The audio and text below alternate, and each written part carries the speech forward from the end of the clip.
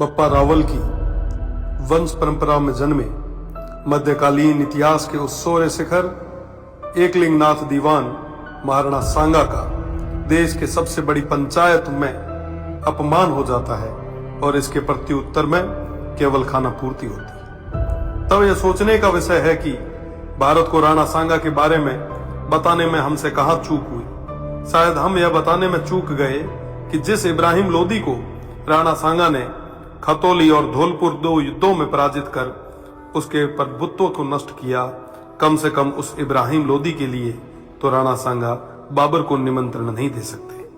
1519 में गागरोन के युद्ध में मालवा के सुल्तान महमूद खिलजी को 3 माह बंदी बनाने वाले, ईडर के युद्ध में गुजरात के मोहम्मद शाह की सेना को पराजित करने वाले, दिल्ली, मालवा और गुजरात की संयुक्त सल्तनतों को हराने वाले तत्कालीन भारत के शक्तिशाली शासक राणा सांगा को कहां जरूरत है किसी विदेशी को आमंत्रित करके सहायता लेने की।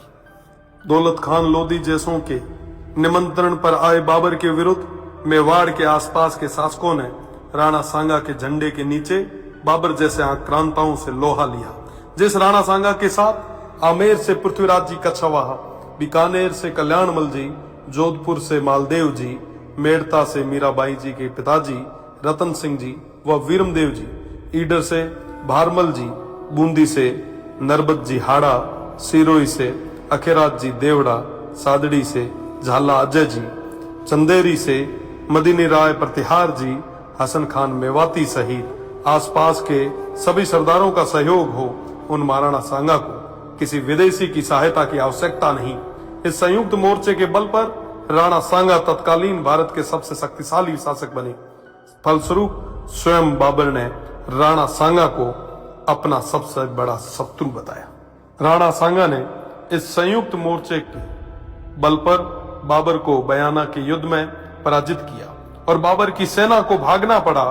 इसी भागती सेना के मुगल जनरल मंसूर बरसाल लिखते हैं कि राजपूत मृत्यु के देवता हैं और वो हमारी तरह युद्ध से मैदान से भागते नहीं है। खानवा के युद्ध में बाबर के हरावल दस्ते को बुरी तरह नष्ट किया गया। इस युद्ध में क्षत्रिय तलवारों का पहली बार तोपों से सामना हुआ। उन तोपों को नष्ट करने के लिए वीरों ने अपने सिर तोपों में देके उन्हें नष्ट किया। आज भी यह खानवा गांव महाराणा सांगा के नेतृत्व में इन देशभक्त सूरवीरों के राष्ट्र व धर्म की रक्षा विदेशी आक्रांताओं बाबर और उनकी सेना से युद्ध करते हुए प्राणोत्सर्ग करने का साक्षी है। राणा सांगा न केवल वीर थे बल्कि सभी धर्म और पंथों का सम्मान भी करते थे। राणा सांगा उत्तर भारत के स्वाभाविक नेता बन के उभरे। 80 गांवों के बाद में भी अडिग ऐसे महान इतिहास पुरुष के बारे में देश को कम जानकारी होना या उनके अपमान पर बिना कुछ विशेष प्रयास किए केवल खाना पूर्ति करना बेहद दुखद है।